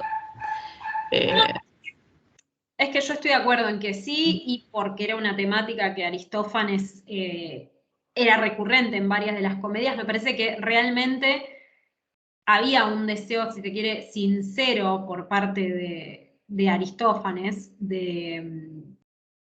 de buscar una paz para Atenas, una paz que, repito, en el contexto de la guerra del Peloponeso hacía mucho que no tenía, que no lograba tener. ¿Alguna opinión más al respecto de esto? La verdad que no, eso no lo voy a discutir. No lo vas a discutir. Puedes discutir lo que quieras. Acá se puede discutir lo que quieras. Hay que argumentar nada más. Sí, no, pero no tengo argumentos, o sea, realmente creo que es evidente que hay una idea, una idealización de la paz. Sí, obviamente hay una idealización de la paz, pero también nos tenemos que preguntar qué tipo de paz, ¿no? Digamos, paz mundial no es. A esto voy un poco también.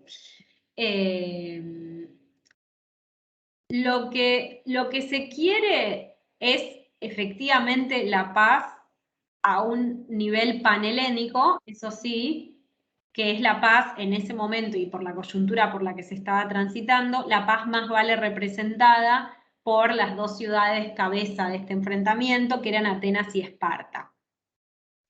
Lo que se quiere un poco, lo que se intenta poner en escena es cómo hacer para que se recuperen las alianzas políticas positivas. O sea, si ustedes se fijan toda la historia de Grecia, no es que Atenas y Esparta eran mejores amigas y después de repente se pelearon en la guerra del Peloponeso. Siempre tuvieron una relación bastante conflictiva, Pero bueno, hubo momentos, sobre todo en las guerras, en el transcurso de las guerras médicas y de las guerras contra los persas, en que fueron vistas como aliadas la una de la otra, repito, no exento de cierto tipo de problemas, pero bueno.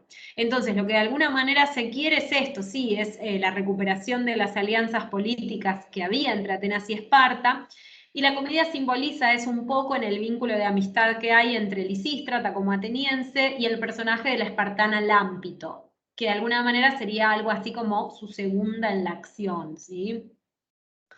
Lo que se quiere es reconducir las relaciones de estas dos poleis, o por lo menos aspirar a reconducirlas, como les dije, a la época de las guerras médicas, y de volver a construir al persa como un enemigo común. Entonces, en ese sentido, ¿es una comedia pacifista? Sí, pero no, repito, no paz mundial. Es una comedia que aboga más por recuperar ese panhelenismo y esa como mancomunidad de todas las ciudades griegas que existía en la época de las guerras médicas y que ahora está completamente perdida, así completamente destrozada. En ese sentido quizás se puede relativizar el carácter pacifista de la comedia, pero efectivamente hay un genuino interés por restaurar la paz de alguna manera. Bien, y hablando un poco de las alianzas políticas entre Atenas y Esparta y de cómo sería la mejor manera de administrar la polis para que se volviera un estado de paz entre las distintas poleis del mundo griego, hay un parlamento de Lisístrata que es muy representativo, que se ha citado hasta el cansancio y que ha sido el foco de muchos análisis, pero me interesa traerlo aquí a colación al teórico y leerlo y analizarlo un poco para que lo tengan presente, ¿sí? Que es justamente la reinterpretación que hace Lisístrata de cómo generar este tipo de alianzas políticas, de cómo generar la paz, en términos, sí, esta vez, femeninos y domésticos. Quizás sepan de qué pasaje ya les estoy hablando, pero bueno, lo vamos a ver y lo vamos a comentar un poco. ¿Sí? Se trata del pasaje en el que Lisístrata hace referencia a que hay que trabajar o administrar la ciudad como si se tratara de trabajar la lana. ¿Sí?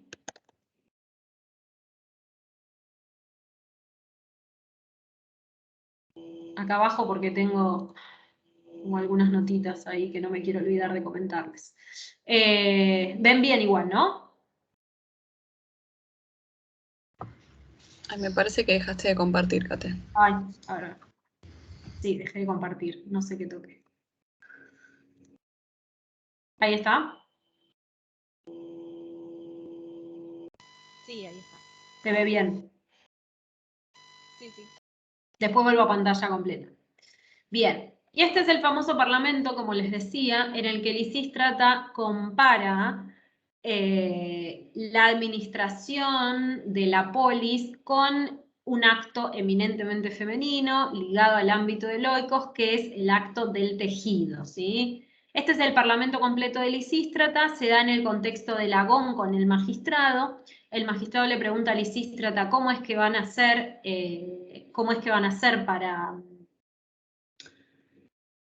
para las mujeres encargarse de la administración de la ciudad, y Lisístrata le responde así, le dice, como si fuera un hilo, hablando de la polis, cada vez que se nos enreda lo tomamos así, tirándolo con los usos por aquí y por allí. Así también desenredaremos la guerra si nos dejan, llevando y trayendo por medio de embajadas por aquí y por allí. Y después se explaya, le hace una pregunta al magistrado y ella le responde con lujo de detalles.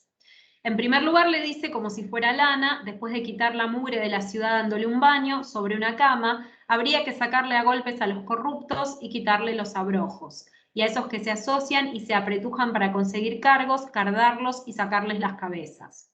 Luego habría que cargar en un canastito la buena voluntad común, mezclando absolutamente a todos, a los metecos y a algún extranjero amigo que tengan, y a quien deba al tesoro público, también a esos habría que mezclarlos. Y además por Zeus, todas las ciudades que son colonias de esta tierra. Habría que reconocer que las tienen como manojos de lana, desparramadas cada una por su lado. Y luego habría que tomar el manojo de todas ellas, reunirlas aquí y juntarlas en uno solo. Y enseguida hacer un gran ovillo y tejer luego con él un manto para el pueblo.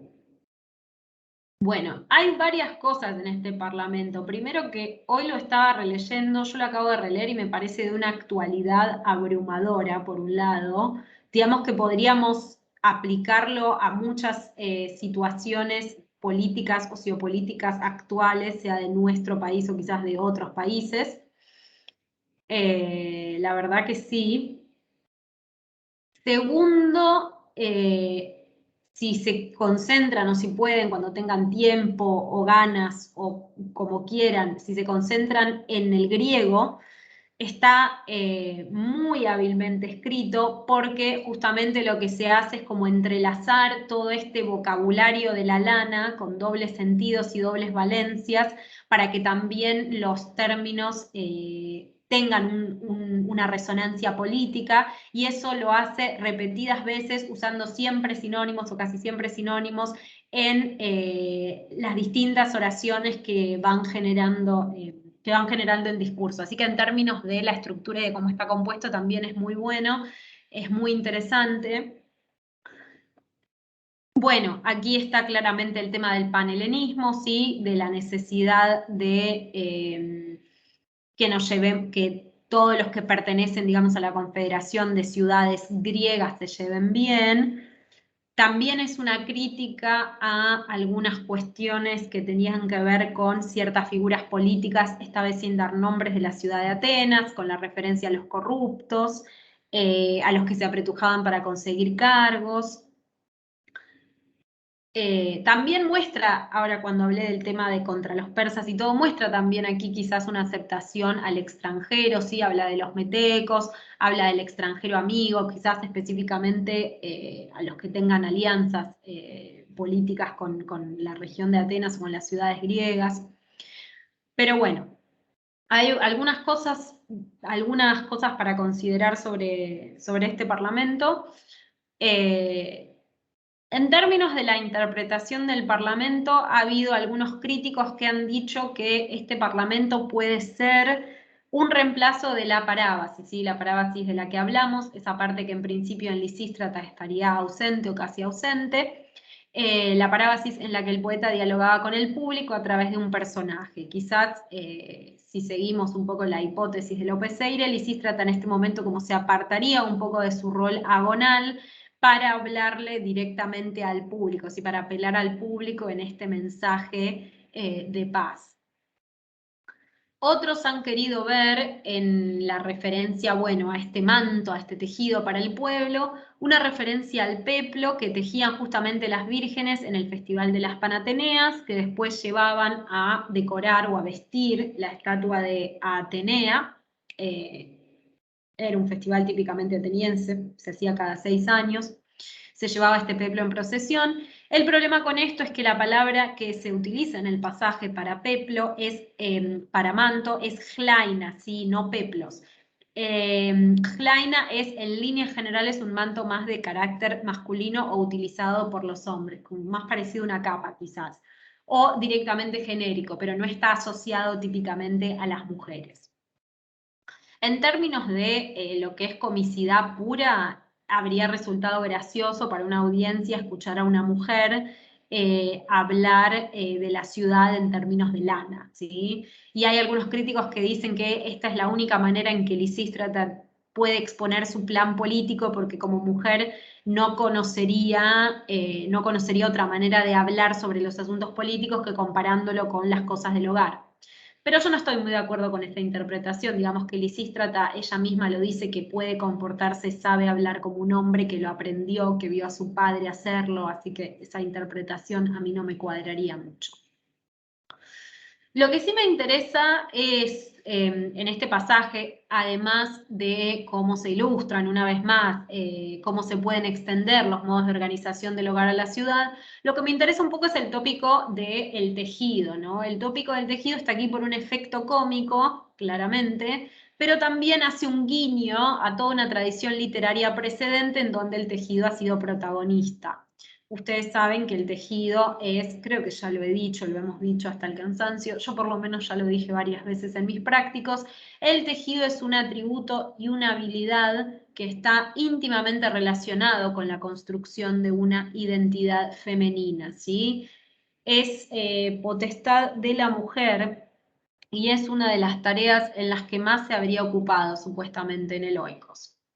Entonces, de alguna manera, cuando nosotros leemos esta cuestión del tópico del tejido, en lo que nosotros pensamos, o quizás podríamos pensar, es en todas las mujeres que vinieron antes que Lisístrata y que tejieron, si se quiere, ¿sí?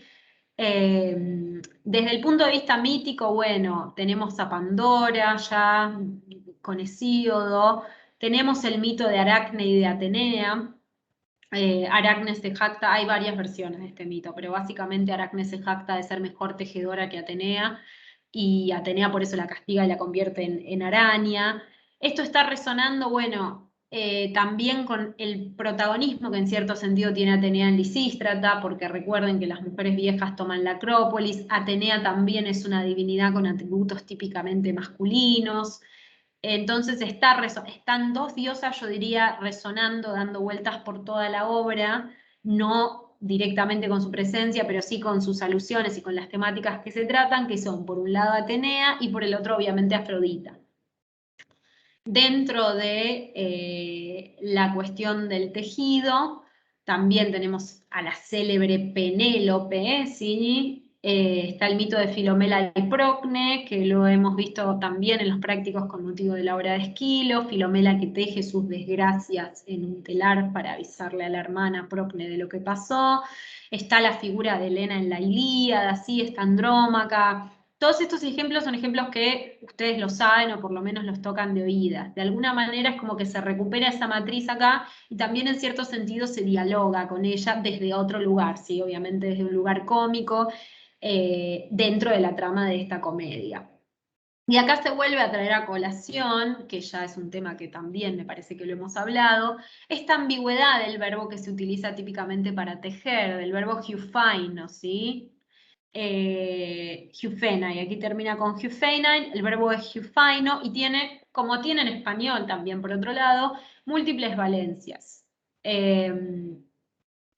Tiene la cuestión, por un lado, literal del tejido. Hufaino significa tejer, tejer una tela, tejer cualquier tipo de material, en un sentido amplio, ¿sí? No estoy distinguiendo entre bordar, cardar, ¿sí? Para eso lean bien el Parlamento de Lisístrata, que distingue bastante en cuestiones terminológicas. Hufaino significa tejido, entonces en líneas generales, pero también significa engaño, ¿sí? Recuerden obviamente a Penélope. Recuerden obviamente a Penélope con el engaño de la tela que tejía, que destejía, porque tramar, urdir, también tiene esa doble semántica en español de tramar o urdir un engaño, de hecho es casi colocación, urdir engaños, tramar engaños, está eso ahí dando vuelta. Y el otro sentido que le podemos atribuir también al tejer o al tejido tiene que ver con su acepción como trama o argumento, ¿sí? Que lo asocia con el tópico de la creación poética, obviamente. El tejer una trama o el tejer un argumento, componer una obra, componer una historia, una narrativa. Y todas estas tres valencias obviamente suelen estar presentes siempre que vemos el verbo hufaino, es como una señal de alarma, ¿no? ¿Qué podemos interpretar aquí? Pero obviamente también están presentes en la comedia de Lisístrata en su totalidad. El tejido literal no tengo ni que explicarlo. Después el tema del engaño tiene que ver con toda la cuestión de la seducción de las mujeres a los hombres, ¿sí? Esa cuestión de provocarlos, calentarlos, pero después no entregarles nada. Ahí se ve un poco el dolo. Y tiene que ver también con el argumento de Lisístrata. Obviamente, ¿cuál es el argumento de Lisístrata? Es justamente la huelga de sexo, que también nos remite entonces claramente a la trama de la obra, ¿sí?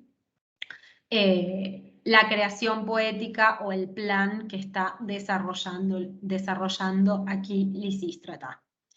Bien, este parlamento, como les dije, es muy representativo de la obra y tiene artículos que se han dedicado específicamente a eso. Así que si alguno quiere, puede preguntar, los podemos subir para que lo vean más en profundidad. Pero bueno, y después también recalcar eso, esta cuestión de la extensión, como les dije, de los modos de organización del hogar a la ciudad, que acá se hace, por otro lado, evidente. Bien. Y para ir cerrando este teórico, me interesa, no la vamos a llegar a ver entera, pero me interesa que nos metamos entonces sí en la escena de Cinesias y Mirrina, ¿sí? Si no la llegamos a ver entera hoy, la continuaremos mañana y seguiremos con algunas cuestiones de aves. Bien, hasta aquí igual tienen alguna duda, alguna pregunta, algo que les haya llamado la atención de este Parlamento o algo que quieran comentar en relación a ese.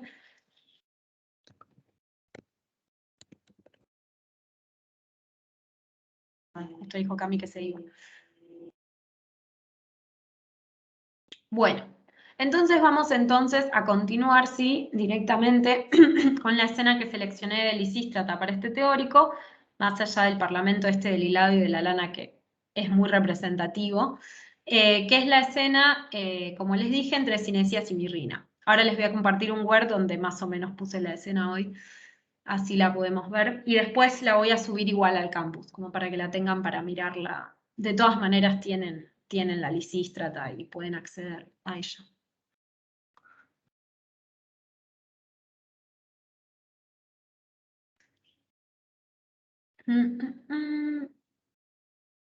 Bien. Esperen que les agrando un poco, porque me parece que está muy chico. Bien. Como les dije entonces, esta es la escena entre Mirrina y Cinesias. Y este justo es el momento, la escena empieza en el momento en el que Lisístrata lo ve a Cinesias, que está llegando a las inmediaciones de la Acrópolis, ¿sí? Entonces Lisístrata les dice a las mujeres, ¡ay, ay, mujeres! Vengan aquí conmigo, rápido. Y la Corifeo, la Ces de Corifeo, le dice, ¿qué pasa? Decime, acá se me escapó, lo quise hacer todo al porteño y acá se me escapó un dime, pero bueno, decime, ¿qué es ese grito? Voy.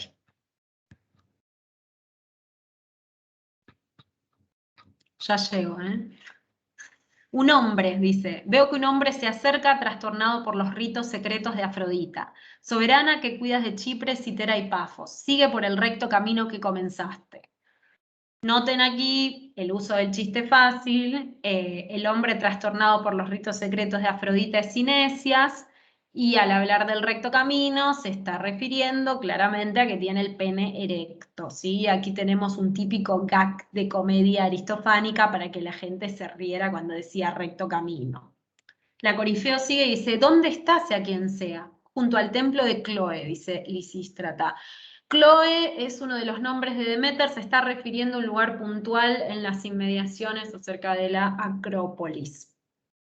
Dice de nuevo la Corifeo, sí, por Zeus, ahí está. ¿Y quién puede ser? Mírenlo, ¿alguna de ustedes lo conoce? Y ahí aparece el personaje de Mirrina y le dice a Lisístrata, sí, por Zeus, es Cinesias, mi marido.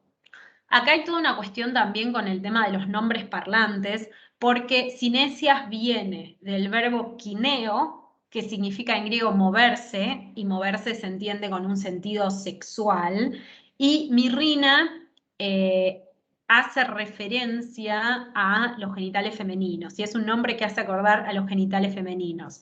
Entonces hay un estudioso de Aristófanes español, que creo que es López Seire, que directamente como no translitera, traduce estos nombres, entonces no es Mirrina, sino que es Clitorina en la edición que él hace de Lisístrata, y creo que Cinesias le pone como el follador o el cogedor, no cogedor porque es español, pero el follador o algo así, entonces son Clitorina y follador, y están ahí en la escena, pero bueno, digamos que se conservaron estos nombres. Fernández decidió conservar más los nombres como en griego. Pero bueno, está todo ese juego detrás también con los nombres.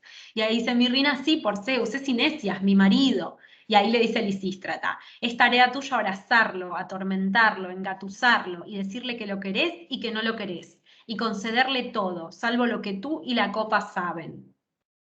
Ahí viene Lisístrata, que, bueno, la referencia a la copa es el juramento del prólogo, ¿sí? Mirrina juró por la copa en el prólogo, entonces eso es una referencia a esto. Y noten de alguna manera cuando Lisístrata le dice que lo tiene que asar, que lo tiene que atormentar, también usa la palabra engatusar, que tiene que ver, como dijimos, con el engaño, con el dolo. Hay otro eje en Lisístrata que me parece importante destacar, que es el tema de la persuasión, es decir, de la peizó, y cuán cerca a veces en Lisístrata esa peizó o esa persuasión se acerca en cierto sentido a lo que podríamos pensar que es su contracara, que es la vía o la violencia, ¿sí? Hay como una zona a veces un poco gris entre lo que es persuadir y lo que es hacer daño. Y se puede discutir cuán violento es por momentos también el plan de Lisístrata, ¿no? O cuánto está dispuesta a usar o no la violencia para conseguir la paz. Hay algunas escenas en las que se muestra bastante belicosa. Y en esta escena se juega un poco con la imaginería mezclada de la persuasión y la tortura, ¿sí? Entonces, Mirrina sigue y le dice, no te preocupes, eso voy a hacer. Y Lisístrata, bien, entonces yo me quedo aquí cerca y te voy a ayudar a engañarlo y a ponerlo al rojo vivo. Ahora márchense. Fíjense que sigue con esta cuestión, asarlo, atormentarlo, ponerlo al rojo vivo. Y acá es importante, me gustaría detenerme brevemente en las interpretaciones del rol de Lisístrata que se han hecho en esta escena, cómo se coloca Lisístrata allí. Hay quienes han leído esto en TAFE, creo, recordar, pero hay quienes han leído esto en términos metateatrales, es decir, la han colocado a Lisístrata en el lugar de, digamos, como una organizadora del escenario, organizadora de los actores, que les da instrucciones y les dice lo que tienen que hacer o lo que no tienen que hacer.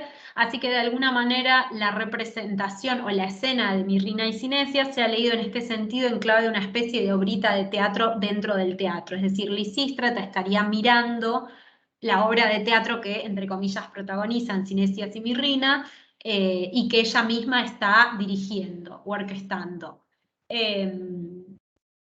Como una puesta en abismo, digamos, como Hamlet, pero que te reís, no que llorás, ¿no? Digamos. Y hay otros que ven esto, lo leen desde un costado más relacionado con lo sexual e interpretan aquí a la persona de Lisístrata como una especie de madama de un burdel que le está dando instrucciones a una de sus chicas, digamos a Mirrina, para que pueda seducir bien al cliente, para que lo seduzca, que tenga éxito. Obviamente la otra parte de lo que pasaría no se cumple, porque no tiene que ver con el argumento de la comedia, pero bueno. Están esas dos lecturas que están ahí como confluyendo en, bueno, ¿qué rol está cumpliendo Lisístrata acá cuando está moviendo los hilos de esta acción? Y ahí tenemos la entrada de Cinesias. Cinesias llegaba de trapo ligero, digamos, no estaba como muy bien vestido y obviamente tenía un palo muy erecto y muy visible todo el tiempo en esta escena. Y llega con dolor, ¿sí? Cinesias dice, ay, desdichado, qué convulsiones me atrapan y qué rigidez, como si estuviera torturado en la rueda. Ahí tenemos nuevamente una mención, bueno, a esta cuestión de cuánto es esto peizó y cuánto es esto violencia, digamos, porque además esto remite, no voy a entrar en detalles, pero remite a un dolor físico real que le sucede a los hombres cuando no logran satisfacer sus necesidades. Entonces, digamos que todo esto tiene mucho sentido dentro del contexto que presenta la comedia, también para la audiencia ateniense, ¿no? Que estaba en 99,9% compuesta de hombres, además, dicho sea de paso. Lisístrata le pregunta, ¿quién está ahí erguido dentro de la guardia? Chiste fácil, otra vez. Cinesias le dice yo, un hombre, claro.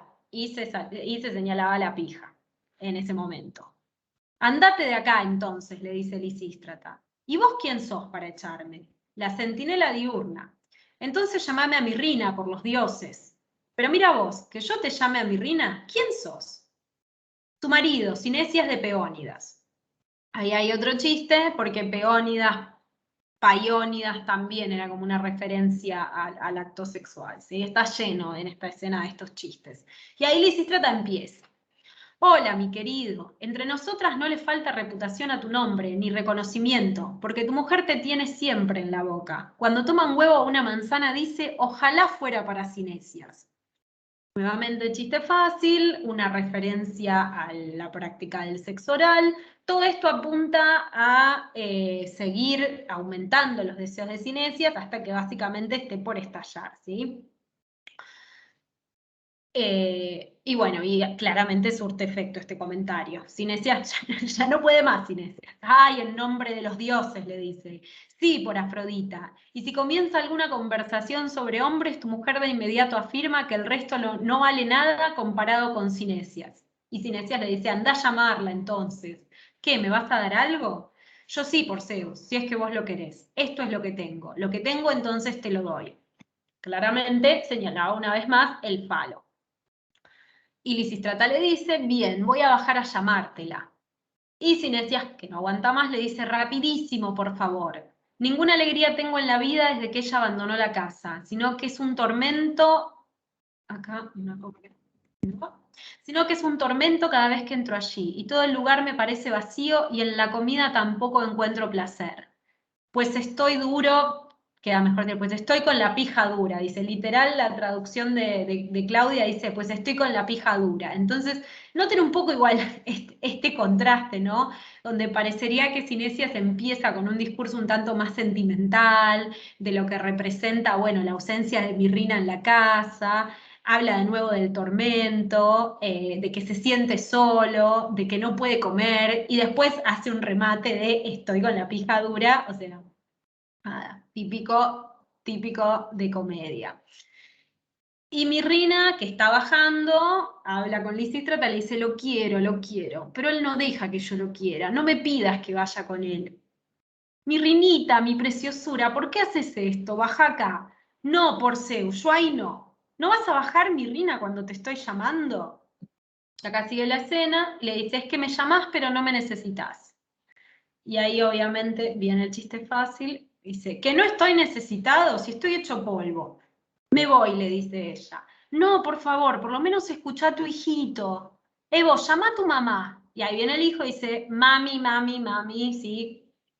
Bien, vamos a dejar acá por hoy. Nos falta todavía la mayor parte del pasaje, la parte más graciosa. Bien, si no tienen alguna cuestión que quieran ver, que les haya quedado, continuamos mañana y nos metemos ya con Aves, que no es tan graciosa como Lisístrata, la verdad sea dicha, no hay tanto chiste fácil, pero bueno, no deja de ser interesante. Bien, bueno, entonces si no hay más comentarios o acotaciones, los despido y nos reencontramos mañana, gente, ¿sí? Bárbara, hasta mañana. Muy linda clase, Kate. Hasta mañana. Gracias. Chao, Gracias. nos vemos. Chao.